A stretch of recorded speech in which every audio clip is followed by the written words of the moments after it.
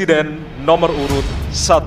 Kami persilakan kepada panelis Bapak Rudy Rohi untuk mengambil subtema di Fishball. Kami persilakan Bapak.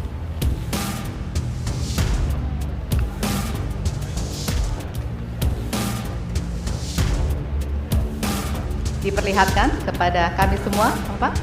Apa? Baik, temanya adalah penguatan demokrasi. Baik. Baik, selanjutnya kepada panelis Ibu Susi Dwi Haryanti untuk mengambil pertanyaan dari Fishball.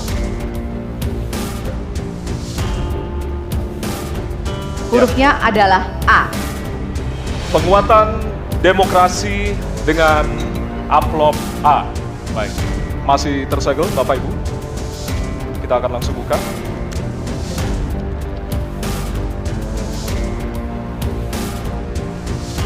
Salah satu pilar penting demokrasi adalah partai politik.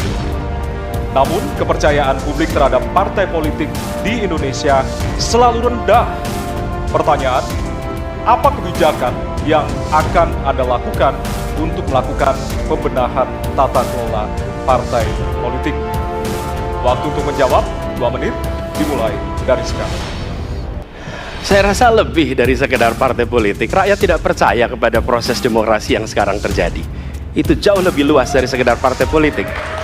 Ketika kita bicara demokrasi, minimal ada 3. Minimal 3 nih. 1 adalah adanya kebebasan berbicara.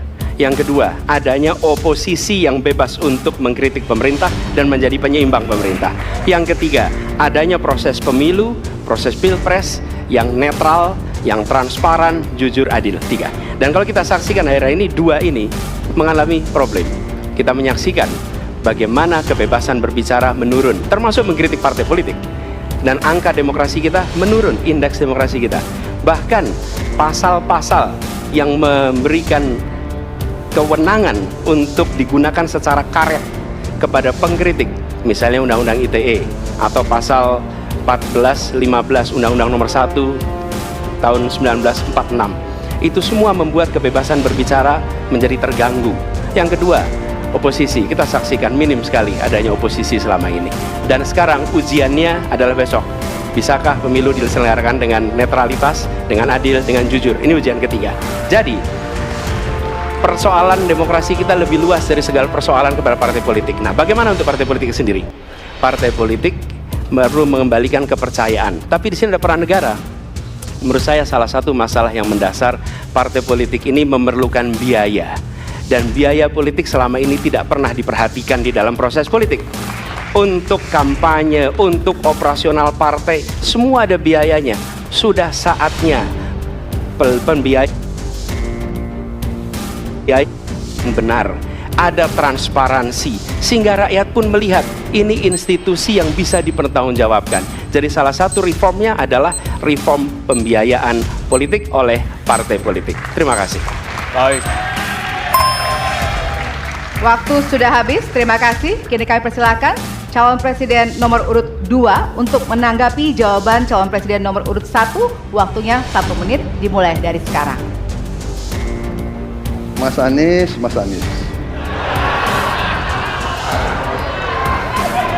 Saya berpendapat Mas Anies ini agak berlebihan. Mas Anies mengeluh tentang demokrasi ini dan itu dan ini. Mas Anies dipilih jadi gubernur DKI menghadapi pemerintah yang berkuasa. Saya yang mengusung Bapak.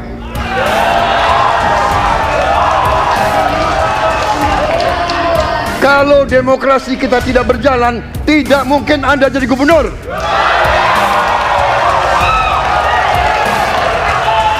Kalau Jokowi diktator, Anda tidak mungkin jadi gubernur. Saya waktu itu oposisi, Mas Anies.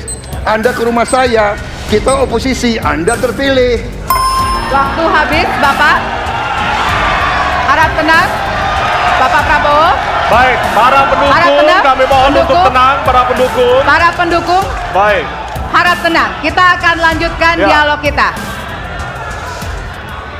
Harap tenang, hadirin, harap tenang. Kami sampaikan kembali, hadirin harap tenang. Apabila tidak tenang, maka debat tidak dapat dilanjutkan. Ya, kami mohon kerjasamanya kepada para hadirin yang berada di halaman gedung KPU untuk bisa menaati aturan yang telah kita sepakati bersama. Ya. Baik, selanjutnya kepada calon presiden nomor urut 3, kami silakan untuk menanggapi jawaban calon presiden nomor urut 1, waktunya 1 menit dari sekarang. Saya jadi tidak enak ini Mbak hari ini. Mohon maaf, saya tidak enak karena dua kawan saya sedang nagih janji dan membuka buku lama. Tapi percayalah begini, yang pertama tidak ada demokrasi tanpa partai politik. Tidak ada, suka tidak suka, mau tidak mau. Dan fungsi partai politik itu adalah agregasi, sumber rekrutmen kader, pendidikan politik. Kebetulan saya pernah menjadi ketua pansus undang-undang partai politik. Maka pada saat perdebatan penguatan dari sisi anggaran, penguatan dari sisi partisipasi masyarakat mesti dilakukan, saat itu tidak terlalu banyak yang setuju. Maka Mas Anies, soal oposisi tidak oposisi, soal kepentingan saja kok.